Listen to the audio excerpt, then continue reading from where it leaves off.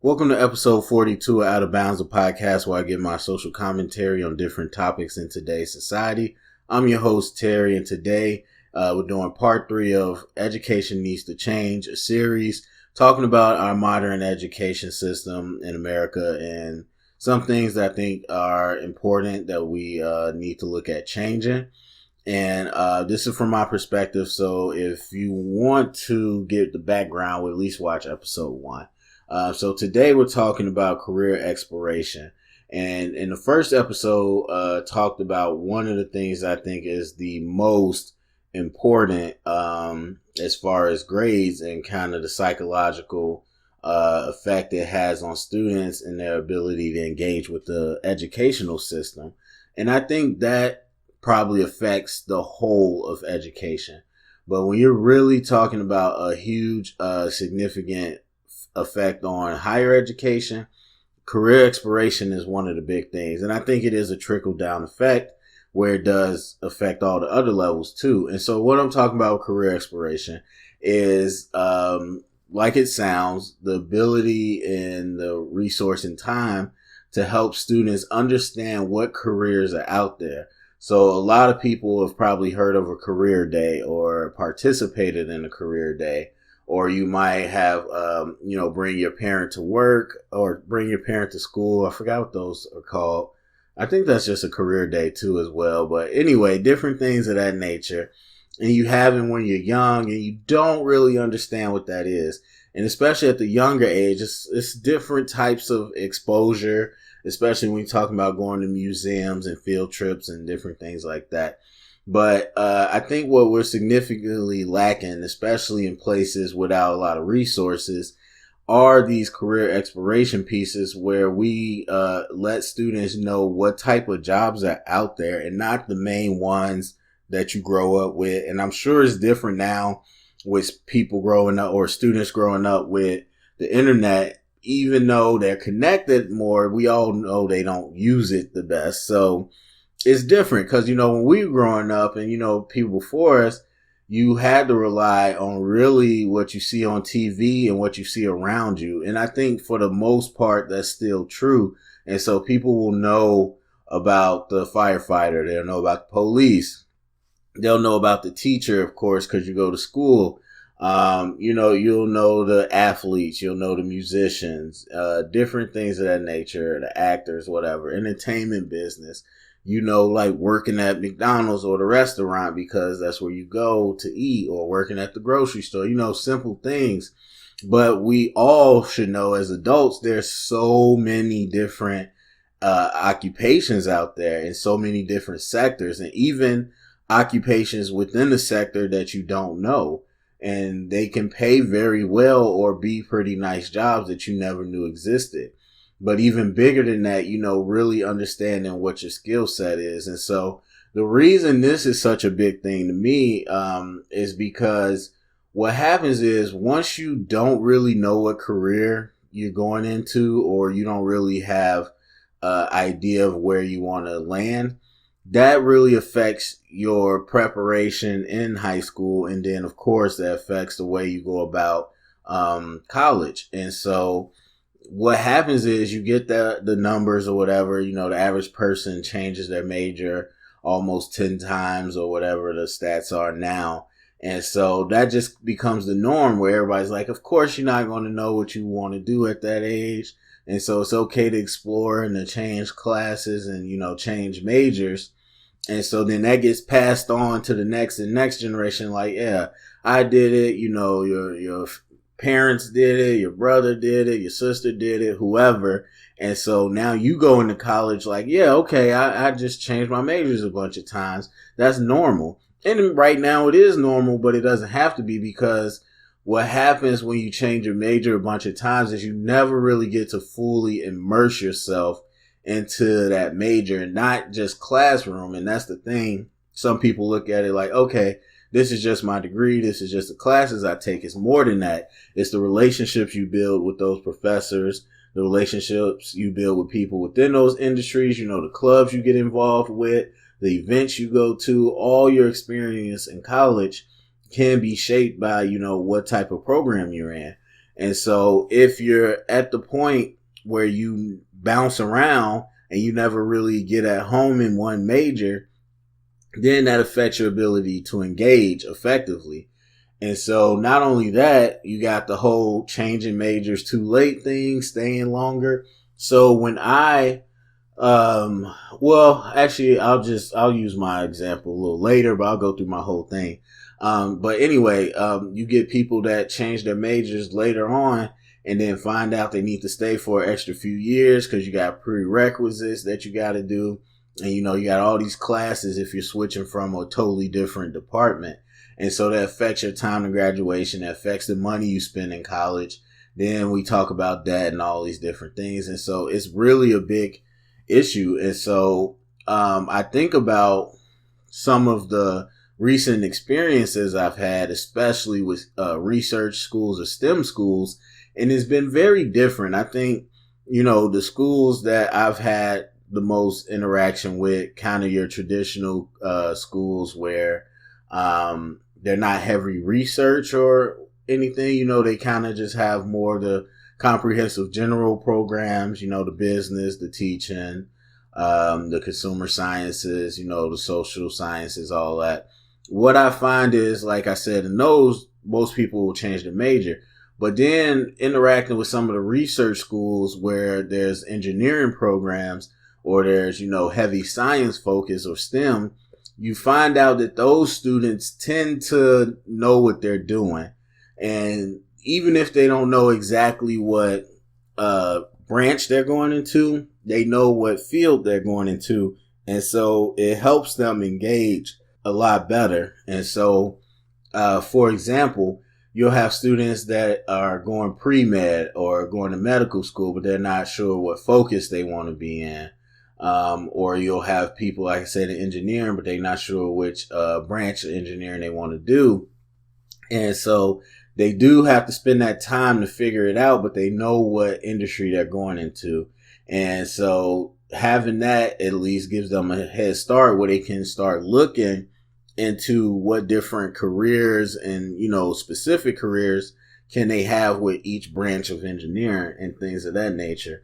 And that's just something that a lot of people don't have because they're not exactly sure and they don't have the time to invest in that. And so I think you tend to see more with STEM majors, them stay in the course. But with non-STEM majors, especially at non-research schools, you see it's a lot of changing. And so I think most of us, if we know friends, they change their major a few times. And so we know how that negatively affects you, especially monetarily. And so when we're talking about debt, that's one of the biggest conversations right now. Career exploration plays a role in that. Now, I could break down debt another day and get into all the aspects of it.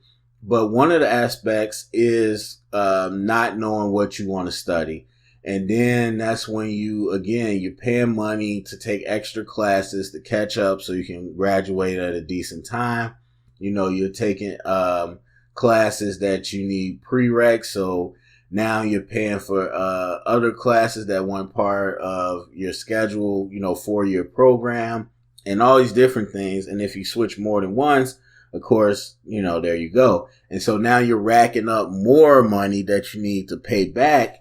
And that's one of the ways we get into debt. And so I think career exploration, again, it starts early on, but it has to be continuous because everybody can do a couple programs for the students when they're in elementary and whatnot. But you have to continue to do that throughout so people have realistic options. Because one of the facts of the matter is that a lot of people, especially STEM people, they get into those careers because of someone they saw in their family or someone, their immediate parents or whatnot that prep them for it. And that'll be another discussion another time about family resource. But overall, that's what we see. And so even with ones that I would consider on a steady track, they aren't always exposed to all the careers. And so what you do is you end up finding students that were prepped for these STEM majors. And that's good too. That's fine to like prep students and to get them different engagement with programs and all these different things, especially if they have an aptitude for it. But at the same time, you'll end up with students who just kind of like, oh, I'm just doing this because my parents want me to be this, or my parents did this, so I'm doing this. And so you don't always get people that like what they're doing. Same thing with med school. You get a lot of people that are smart that can actually hack it, but don't really love, the science or the med industry like that. But that's what their parents pushed them to do because that's what they probably did. And so it kind of, feeds into that circle. You got people that don't like their job and end up quitting and maybe going back to school and all that. So a lot of issues that we have, again, stem from that career exploration piece. And so it's very tough. That's the one thing I will say. I've been, again, if you want to check the background, but I've been in education. I've been in a role where it was my job to prep on a career piece, and I'm doing that in high school. And so you have, you're kind of at the end of the rope at that point. That's why I say the stuff starts early, because if you have no real exposure up into high school, it's hard to cram that in 4 years. And the more likely thing is your school's not going to show you a lot until your junior or senior year. And so then it becomes very tough. But it's tough because even the educators don't know a lot. I mean, I would be rich if I got paid every time I heard a teacher or chaperone or, someone with the school say oh, I never heard of that, or I never heard of that major, or I never heard of that career, when you go on field trips or you have guest speakers. But that's kind of understandable because you did your program. It's not your job to stay up to date like it is for me. And so you might not hear those things, but for us that have to stay up to date on the trends and what's going on in higher ed, you realize that, you see the majors that are trending, and these are majors that weren't here before. And you always heard it, at least we did in college, that, the popular jobs 10 years from now don't exist right now. And that's what kind of one of the things our professors always said. And so understanding that when you stay up to date on these career things, it's constantly changing. And that's one of the hardest things, is that we don't, keep our knowledge base up high enough to even, advise and guide students. That's tough itself. But then it's also tough to expose them to enough of these careers. And it does take a lot of legwork from the educators, and a lot of people just rather not do that. And it's kind of, a vicious circle, because once you're spending so much time trying to prep students and get them up to speed on the whole college process part, you spend so much time there that you don't even get into the, nitty gritty details like career exploration.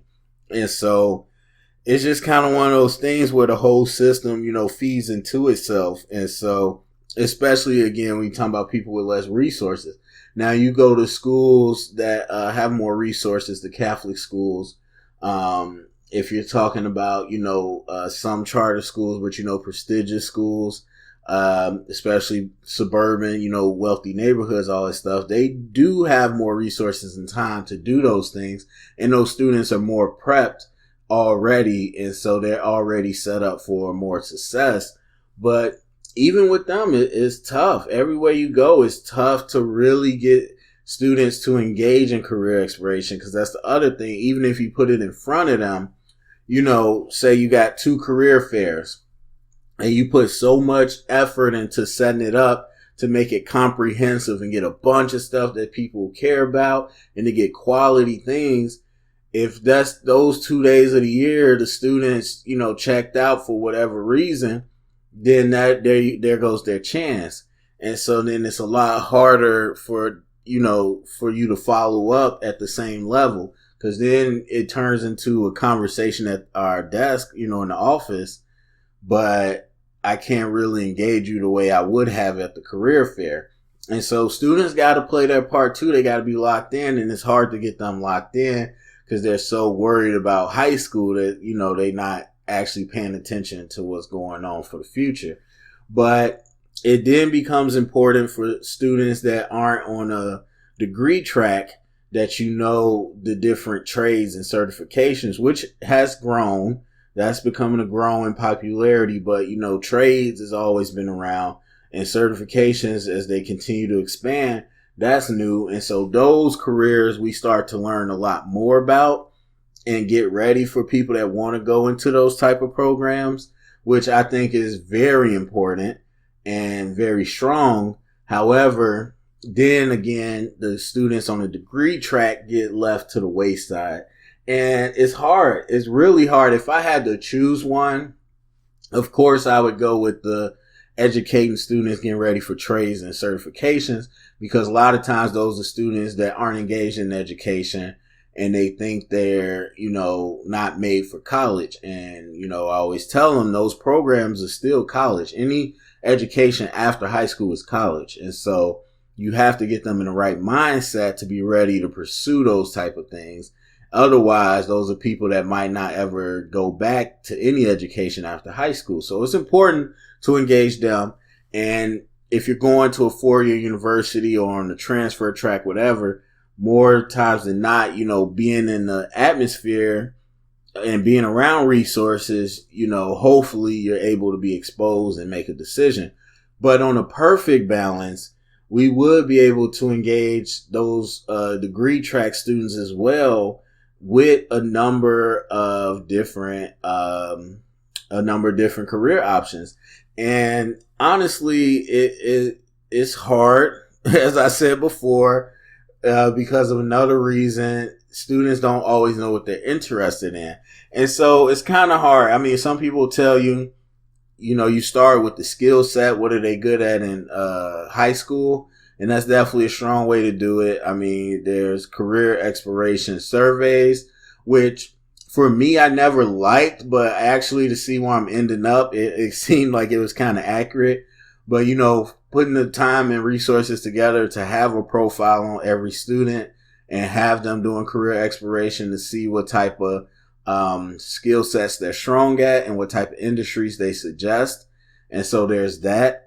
And then, just to have a start off point. And so once a student kind of understands what their strengths are, then you could talk about industries that might be suited for them. And then when they have an industry they're interested in, then you can start talking about different types of careers that they might not know about.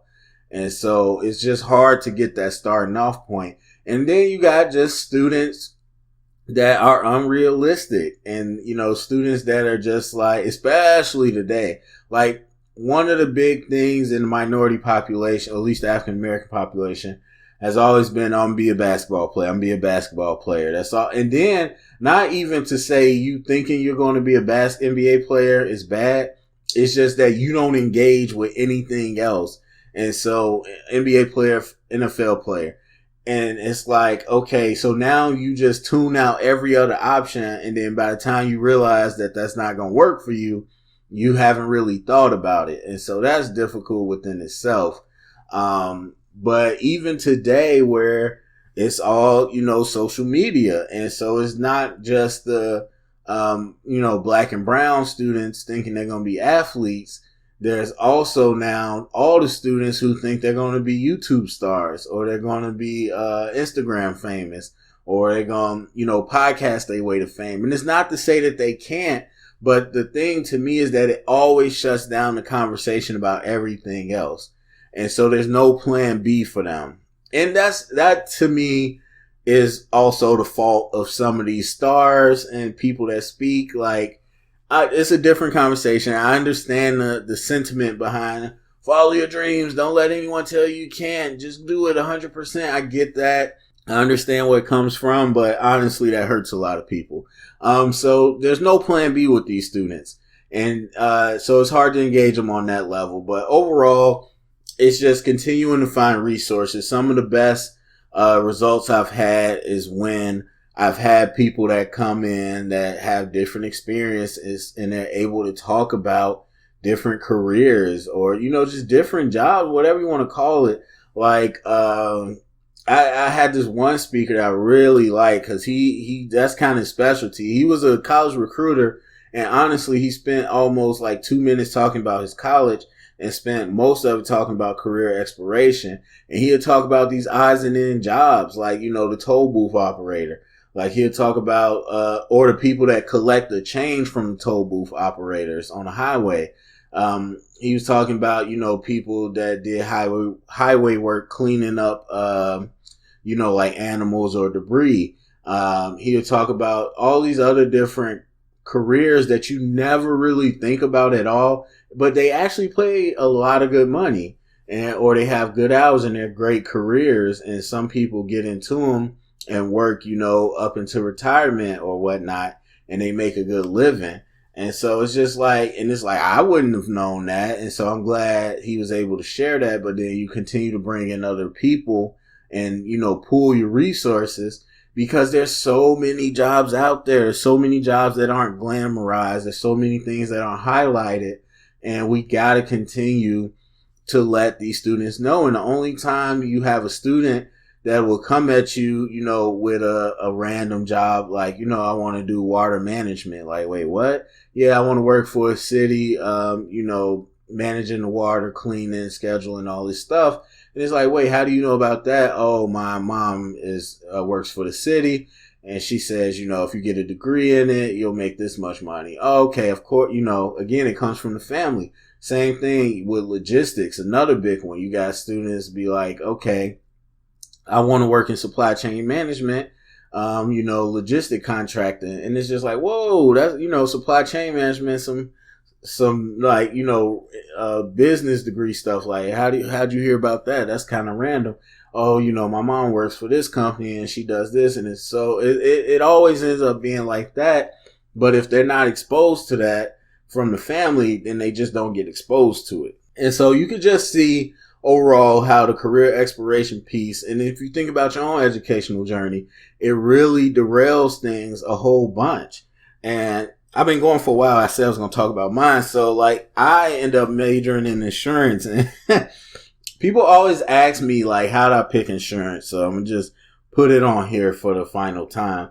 Well, not the final time, but anyway, so number one, the school I went to was the only school in the state that had an insurance bachelor's program. And then number two, at the time, it was one of 12 schools in the nation that offered it. It was a newer degree. And so people are always just like, so fascinated. How'd you pick it? The way I picked it was so stupid. Like, I'm embarrassed to tell people the actual answer. So I remember I was going into junior year, and my mom was asking me, like, it was the summer, and she was just like, what's your major? Have you thought about your major? You need to have a major. Now I'm thinking about the ACT, which is even almost a year away, but that's what I'm worried about junior year. I'm like, that's the big thing. I'm like, what is a major? I don't even know what that means. And so that was the first time I learned what a major was. And so from there, I was like, okay, I have no clue. And I tried to look to my older brother. I don't think he really knew what he was doing. And so the one thing I always heard seniors say, and I heard my older brother say, is business. That's why I was like, okay, yeah, I'm going to do business. Of course, I'm going to do business. And it was just like, okay, I'm going to do business. But when she asked me, I didn't really know about business at the time. As far as just kind of the fallback major. So what I said was, she was like, figure out what you want to do. And so I said insurance because I was in driving school before junior year. And the chapter we did on insurance, I was really good at. Like, I had a perfect score on the test that we took for that chapter. And I was interested, to look back and be fair, I was interested and kind of some of the stuff they were talking about, because at the time I didn't drive yet, so I didn't really know about insurance. I knew the word, but I didn't know what it was. And so anyway, so I did really well in that chapter, and I was like, I'm a major in insurance, Mom. And she was just like, that's not a major. That's not a thing. And so I Googled it up, of course, and lo and behold, my school popped up. It was the first link that popped up, And I'm like, yeah, they do. It's a degree. It's right here in Illinois. And so I was able to pick my school that way. And it's funny. I'm glad it worked out that way, first of all, because I love my experience with the school. My school is everything, my alma mater. And I'm happy with the way that worked out, but the way it worked out was so fluky. And so I was just throwing something out there. And once I saw it was a real major, I was like, okay, I looked into it and I got excited about it and, or not excited, but I was like, okay, yeah, no, I actually could do this. And it's in the business school, 2 for 1. And so, we went and I fell in love with the school and then I started to fall in love with the program. And for me, I don't know. I'm one of them. I don't know. I'm one of them people. I don't know what the word is. I guess stubborn. I get competitive, I guess, because I was just like, I'm not going to switch my major. And I forgot how many times my older brother switched his major, but I was like, I'm not going to be one of those people. I'm going to go in with the same major and I'm going to finish with that major. And so, you always have people like, it's okay to change your major. I heard a bunch of people change their major. I'm like, no, I picked the right major. I guess it was more like, defiance, validation for myself. I don't know. But either way, I got to senior year and I was happy with the major, while I was in it, but some different things happened, which is a story for another time. And so by the end of junior year, I didn't want to be in the major, not even the major. I didn't want to be in business anymore. I wanted to switch goals. And so I went to talk to, well, no, at the time I was just like, okay, I'm going to continue to do what I want to do. Oh, I'm sorry. Back up. I did want to continue with the major, junior year. Senior year, like towards the end of senior year, is when I was like, I'm done with business in general. Cause I was thinking about switching majors possibly, but I was like, I still want to be in business school. But then senior year, I was like, no, I'm done with business. I don't want to do anything corporate. And so that's when I went to my advisor and I was talking to her about potential majors that were like complete opposite of business. And she was like, yeah, so you're going to be here for an extra 3 years if you do that. And that's when I was like, well, never mind. I guess I'll be graduating. And so I ended up graduating. And as I mentioned before in my background, I never ended up working in insurance or business. And so I made my way through education through different channels. So, I had all the, what are they, like the Myers-Briggs? I had all the career exploration things, all that in the business school. And everything was telling me teacher education, funny enough. And I was just like, what? I hate kids. I'm not patient enough. There's no way I should be in education. And look, here I am. And so, in coaching football, that's a big thing for me, which is teaching as well. So I definitely was meant to be in this field. I just didn't know that at the time. But, and like I said, so I engaged fully with the insurance major throughout my, 4 years and, with the business school. And so I definitely built strong relationships and ties and all those things. But you think about all those relationships I built, I'm not in that industry. It doesn't serve me a whole lot. I mean, like, there's always good to have a network, but it's not the same, as it would have been if I knew, okay, this is the path I wanted to go to, and I would have been able to engage differently. Now I do like having flavor from different places. I'm not saying go to one area and only work there and do stuff there for college. I think you need to interact with other people, but it just would have been different. And so you're talking about my college experience shaped by me pulling something out of driving school randomly and stumbling into it. And then you're talking about my actual career path, actually me stumbling into it as well, never even thinking about doing it.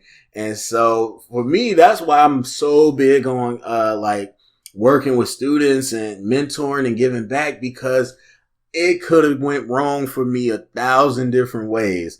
And I recognize fully I stumbled backwards into where I am now, and it worked out. But for a lot of people, it does not work out. And so I want to make sure students don't make that same mistake and, they pivot, in different potholes where, I didn't. And so that's why it's big for me, because I seen it the other way where, man, it does not work out. And so for me, I always say, career exploration, that's going to define your path.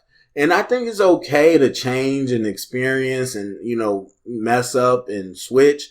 But I think we're doing the overall disservice if we don't revamp overall how we do career exploration for our students, and our future students. So anyway, go to the comment section. Let me know what you think about all that. Share it around, get the conversation started. Thumbs up, subscribe, and thank you for listening.